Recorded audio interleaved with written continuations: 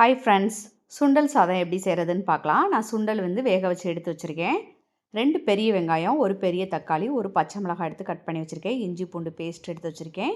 பட்டை, ஏலக்காய், முந்திரி, மல்லித்தலை, புதினா எடுத்து வச்சுருக்கேன். இப்போ ஸ்டவ் ஆன் பண்ணிக்கலாம். குக்கர் அடுப்பில் வச்சுக்கலாம். 2 ஸ்பூன் அளவு எண்ணெய் ஊற்றிக்கலாம். 2 ஸ்பூன் அளவு நெய் ஊற்றிக்கலாம். நல்லா காஞ்சதும் பட்டை, ஏலக்காய் சேர்த்துக்கலாம். நல்லா ஒரு நிமிஷம் நல்லா பட்டை, கிராம் பொரிஞ்சதும் முந்திரி சேர்த்துக்கலாம். நல்லா முந்திரி செவந்து வரணும். வந்ததும் பெரிய வெங்காயமும் பச்சை மிளகாயும் சேர்த்துக்கலாம். கொஞ்சமாக உப்பு சேர்த்துக்கலாம். அப்போ தான் வெங்காயம் சீக்கிரம் வணங்கும்.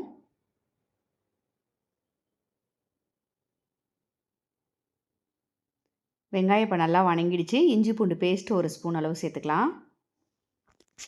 நல்லா பேஸ்ட்டு பச்சை வாசம் போகிற அளவுக்கு நல்லா வணக்கி விட்றலாம். இப்போ தக்காளி சேர்த்துக்கலாம்.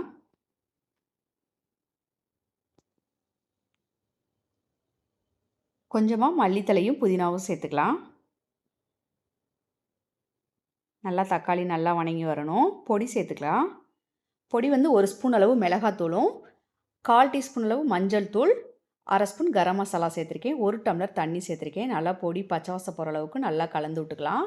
இப்போ 1/2 டம்ளர் தயிரும் 1/2 லெமனும் சேர்த்துருக்கேன். இப்போ நம்ம வேக வச்சுருக்க சுண்டலை சேர்த்துக்கலாம். நல்லா ஒரு டைம் நல்லா கலந்து விட்டுட்டு அரிசி எவ்வளோ போடுறோமோ அதில் இன்னொரு மடங்கு சேர்த்து தண்ணி சேர்த்துக்கலாம். உப்பு சேர்த்துக்கலாம். நல்லா கலந்து விட்டு உப்பு காரம்லாம் கரெக்டாக இருக்கான்னு செக் பண்ணிக்கலாம். இப்போ தண்ணி கொதி வந்துடுச்சு.